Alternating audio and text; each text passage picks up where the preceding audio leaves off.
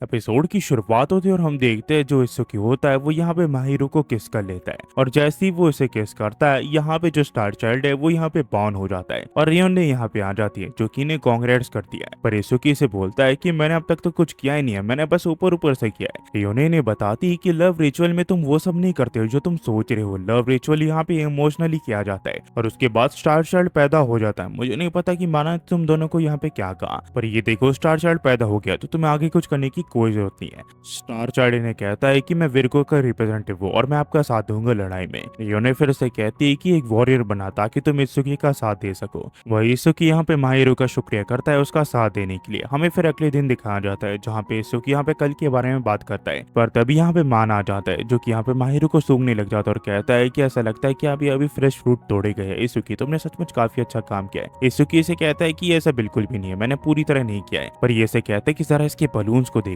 ये कितने बड़े हो चुके हैं। पर माहिरो यहाँ पे गुस्सा हो जाती है और उसे पकड़ के इसे फेंक देती है और कहती है कि तुम एक पर्वर्ट रकून हो। ये फिर से पूछता है कि आखिरकार स्टार चाइल्ड का क्या हुआ। माना इन्हें बताता है कि तुम्हारे प्यार के बच्चे अलग होते हैं और स्टार चाइल्ड बिल्कुल अलग होते हैं। वो वॉरियर्स होते हैं, उन्हें ताकतवर बनना पड़ता है ताकि वो विजिटर्स का साथ दे सके, वरना उन्हें यहाँ पे इम्प्योरिटीज मार भी सकती है। इसी वजह से वो यहाँ पे ट्रेनिंग कर रहे हैं और तुम दोनों का भी यहाँ पे काफी ज्यादा काम है मेडन और विजिटर की तरह। ये दोनों फिर चलते हुए शहर के यहाँ पे आ जाते हैं और तभी यहाँ पे माना इन्हें रुकने के लिए कहता है और एक लड़की इत्सुकी से टकरा जाती है। वो उसे कहती है कि तुम्हारी प्रॉब्लम क्या है, जिसके बाद वो अपने मुंह में ब्रेड लेके यहाँ से भाग जाती है। पर वो काफी स्लो होती है और माना का चेहरा देख के हमें समझ में आ जाता है कि उसी का प्लान है। ये लोग फिर रियोने के यहाँ पे आ जाते हैं जहाँ रियोने सभी मेडन से यहाँ पे इन्हें मिलाते हैं। सभी लोग एक जगह इकट्ठा हो चुके होते हैं। रियोने इन सभी को बताती है कि स्पेशल क्लास है 12 कॉन्स्टलेशन वाली मेडन्स के लिए। इसकी फिर यहाँ पे अपने आप को इंट्रोड्यूस करता है तो रियोने फिर सभी को यहाँ पे अपने आप को इंट्रोड्यूस करने के लिए कहती है। यहाँ सबसे पहली लड़की का नाम आरी होता है जो कि अराइस की मेडन है और वो चर्च के लिए काम करती है। दूसरी लड़की का नाम टारुआ होता है जो कि टोरस की मेडन है और वो यहाँ पे यूजुअली डिलीवरी गर्ल का काम करती है।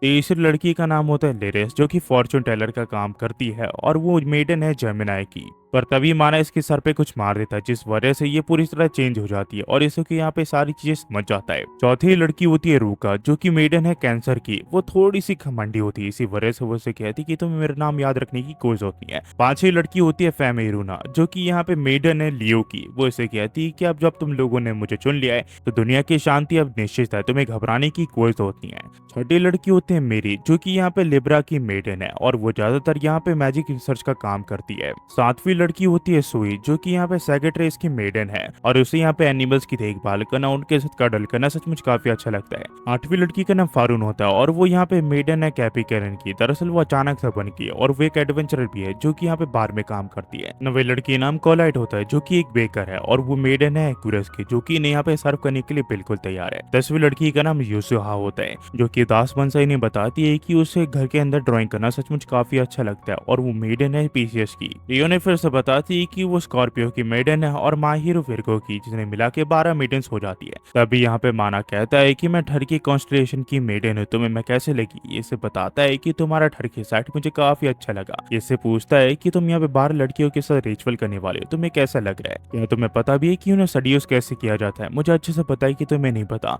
मैं तुम्हें एक बुक दे रहा हूँ, तुम उसे पढ़ लेना, तुम्हें सब कुछ समझ में आ जाएगा और उसी के साथ मैं तुम्हें सिखाऊंगा कि अडल्ट कैसे बिहेव करते हैं। ये फिर अजीब सी बातें करने लग जाता है जो कि अडल्ट करते हैं। ये से कहता है कि ठीक है मैं इस बुक को रीड करूंगा ताकि मेरे लेवल अप हो सके। माना इसे कहता है कि हाँ अगर तुम ये करने में कामयाब हो जाते हो तो तुम मेडन से यहाँ पे स्ट्रॉन्ग स्टार चाइल्ड पैदा कर सकते हो जिस वजह से तुम और ज्यादा ताकतवर बन जाओगे। हमें फिर रात को दिखाया जाता है जहाँ रूका से पूछती कि जो तुमने मुझसे कहा था मैंने वो कर दिया, पर आखिरकार इसका पर्पस क्या था। ये कहता है कि कुछ भी नहीं, दरअसल ये यहाँ पे सुकी और रूका को सेट करना चाहता है ताकि इन्हें एक और स्टार चाइल्ड मिल सके। कहानी फिर अगले दिन पे शिफ्ट होती है जहाँ माना इनसे पूछता है कि सुकी तुम क्या करने वाले। वो इसे कहते हैं कि मेरे कुछ काम नहीं है। ये इसे बोलता है कि तुम सचमुच एक यूजलेस हो, मैंने सुना है कि तुम्हारे प्लेनेट 16 में एक इवेंट होता है जिसे चेरी ब्लॉसम कहते हैं और वो काफी सुंदर होता है, चलो वही करते हैं। और ये मेडल्स की क्लास को बंद करके यहाँ पे इन सभी को चेरी ब्लॉसम के लिए ले आते हैं। ये सभी को कहते हैं कि तुम जितना मन करे उतना खा सकती हो। यहाँ पे सभी लड़कियों को काफी अच्छा लग रहा होता है क्योंकि ये पहली बार चेरी ब्लॉसम देख रही होती है। पर तभी यहाँ पे फैफराना कहती कि मैंने सोचा नहीं था कि मेरे फादर इतने सारे गिफ्ट मुझे दे देंगे। तभी एक लड़की कहती है कि इसमें चौंकने वाली कोई बात नहीं क्योंकि तुम्हारी परिवार यहाँ पे गार्नियर के सबसे अमीर परिवार है। तभी यहाँ पे तोरो पूछती है कि वो सब तो ठीक है पर आखिरकार रुका कहाँ पे है। तो इसुकी कहता है कि मैं उसे जाके लेके आता हूँ, पर वो देखता है कि वो यहाँ पे फ्लावर तोड़ रही होती है। वो इससे पूछता है कि तुम ये किस लिए कर रही हो। ये इसे कहती है कि मैं इसे घर ले जाना चाहती हूँ। दरअसल मैं एक ऑर्फनेज में काम करती हूँ और मुझे लगा आपके बच्चों को ये फ्लावर्स पसंद आएंगे, इसी वजह से मैं ये कर रही हूँ। तो इसुकी कहता है कि लाओ मैं भी तुम्हारी हेल्प कर देता हूँ, और वो इसकी यहाँ पे फ्लावर तोड़ने में हेल्प करने लग जाता है। पर ये अचानक से इसके काफी करीब आ जाती है। तो इसुकी से बोलता है तुम मेरे काफी ज्यादा करीब हो। ये सब बताती है कि मुझे अच्छे से पता है तुम मुझसे कुछ नहीं छुपा सकते, मैं तुम्हारे दिमाग को पढ़ सकती हूँ, मेरे पास वो शक्ति है। और उसी के साथ मुझे अच्छे से पता है कि सभी आदमी की जो सोच होती है वो काफी घटिया होती है। ये से बोलता है कि तुम अपने हिसाब से चीजों को नहीं सोच सकती हो, ये बिल्कुल गलत है। ये बोलती है अगर ऐसी बात है तो मुझे अपने माइंड को रीड करने दो, और अगर तुम्हारे मन में जरा से भी खोट हुई तो मैं तुम्हारे साथ रिचुअल को परफॉर्म नहीं करूंगी। ये से बोलता है कि ठीक है अगर ऐसी बात है तो तुम कर सकती हो। ये फिर इसके सर के ऊपर अपना सर लगाती है, उसका माइंड रीड करने की कोशिश करती है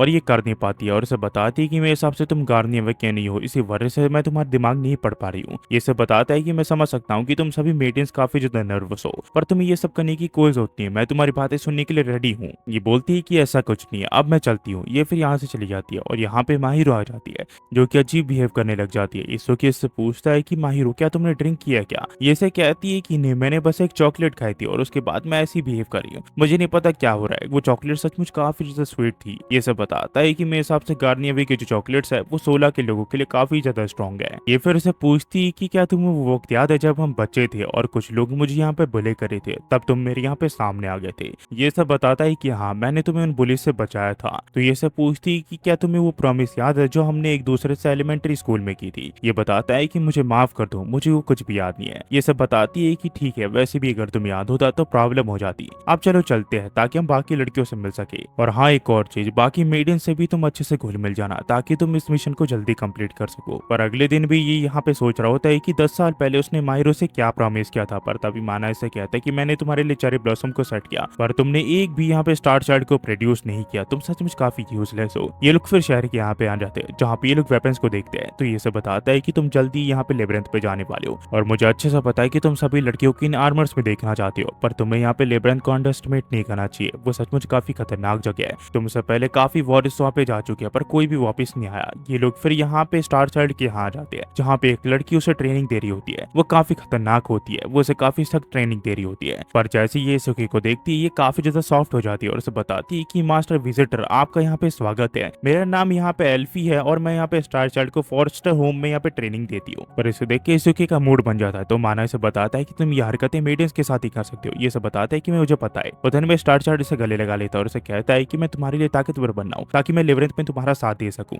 तभी एल्फी इसे कहती है कि मास्टर सुकी आपको और स्टार चाइल्ड प्रोड्यूस करने पड़ेंगे वरना लेबरेंथ में आपको काफी डिफिकल्टीज फेस करनी पड़ेगी क्योंकि एक स्टार चाइल्ड से आपका कुछ नहीं होगा। ये से कहता है कि देखा मैंने क्या कहा था। पर ये से बोलता है कि माहिरो के अलावा मैं किसी लड़की को ठीक से नहीं जानता हूँ। ये सब बताता है कि जरा ध्यान से देखो, क्या तुम्हारा कभी फेथफुल इनकाउंटर किसी से हुआ क्या। ये सब बताता है कि मुझे तो याद नहीं आ रहा। ये सब बताती है कि वो रुका है और ये से रुका के यहाँ पे ले आता है जहाँ की रुका से एक फेवर मांगता है और वो उसे अंदर ले लेती है। ये से कहता है कि मैं चाहता हूँ कि तुम मेरे लिए एक स्टार चाइल्ड प्रोड्यूस करो। ये से कहती है कि मुझे लगा ही था कि एक दिन जरूर से आएगा। ये कहता है कि मैं अकेले वहाँ पे जा सकता हूँ पर वहाँ पे स्टार चाइल्ड के बिना मैं कुछ भी नहीं हूँ, तो मुझे एक और स्टार चाइल्ड की जरूरत पड़ेगी। मैं नहीं चाहता कि यहाँ पे स्टार चाइल्ड मेरी वजह से सफर करे क्योंकि मैं कुछ भी नहीं कर पा रहा हूँ। रुका इसे बोलती है कि मैं तुम्हारे दिमाग तो नहीं पढ़ सकती हूँ पर मैं बातों से पता लगा सकती हूँ कि तुम झूठ नहीं बोल रहे हो और मैं भी नहीं चाहती कि मेरी वजह से यहाँ पे स्टार चाइल्ड सफर करे। मुझे बच्चों से काफी ज्यादा लगाव है, इसी वजह से मैं यहाँ पे काम करती हूँ ताकि मैं उनकी ज्यादा से ज्यादा हेल्प कर सकूँ। मेरे हिसाब से जब मेडन और विजिटर का दिल दिल से जुड़ता है तो यहाँ पे लव रिचुअल परफॉर्म होता है। अगर हम यहाँ पे किसी बच्चे को जन्म देना चाहते हैं तो मैं एक ताकतवर और क्यूट बच्चे को जन्म देना चाहती हूँ, पर मुझे नहीं पता कि आखिरकार इसे परफॉर्म कैसे किया जाता है। इसलिए इसे कहता है कि वो सब तुम मुझ पे छोड़ दो, मैंने इसकी बुक पढ़ रखी है। और वो धीरे धीरे इसके कपड़े उतारने लग जाता है और उसे कहता है कि तुम अब घबराने की कोई जरूरत नहीं है। तभी रुका इसे कहती है कि इस सिचुएशन के मूड को लाइट अप करने के लिए तुम कुछ लाइन बोल सकते हो क्या। ये इसे कहता है कि हम दोनों मिलकर ये चीज कर सकते हैं।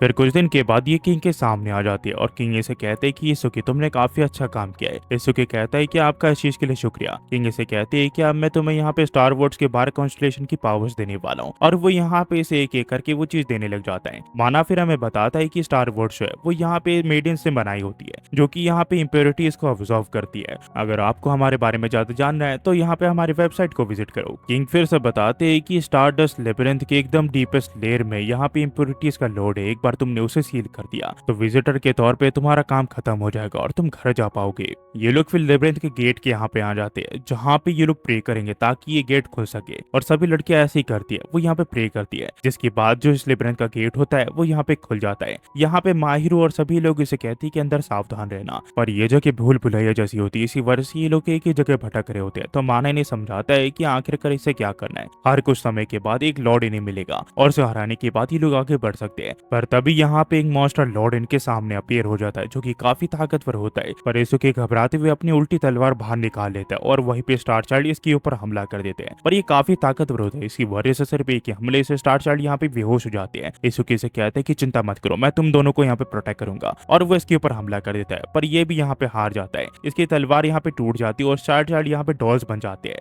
यहाँ पे वो दोबारा से इनके ऊपर हमला करने की कोशिश करता है, पर माना ये समझाता है कि वो दोनों हार चुके हैं, वो दोनों बाहर जाते ही नॉर्मल हो जाएंगे, हमें यहाँ से निकलना चाहिए। ये फिर किसी तरह इन दोनों को बाहर ले आता है। पर एसोके अब समझ चुका होता है कि हर एक स्टार चाइल्ड की एक लिमिट है, तो इसे और स्टार चाइल्ड प्रोड्यूस करने पड़ेंगे ताकि वो इस मॉन्स्टर को हरा सके। और यहाँ से जो कहानी है वो टू बी कंटिन्यू जाती है। ये इस कहानी का सेकंड एपिसोड था। ये आपको कैसा लगा कैसा नहीं, प्लीज कमेंट सेक्शन में बताना मत भूलना। और देखते रहिए मूवी बॉय रिकैप। आपको हमारी एक्सप्लेनेशन कैसे लगी आप ये कमेंट में बता सकते हो। और आगे और भी एपिसोड आने वाले इस एनिमे के, और एक और एनिमे पे मैं काम कर रहा हूँ जो कि एक लॉन्ग फॉर्म में आएगी, तो उसे भी देखना मत भूलना। जस्ट जाते हुए इतना ही कहूंगा, thanks for watching. Next video मिलता है, होपफुली आप सब बढ़िया होंगे।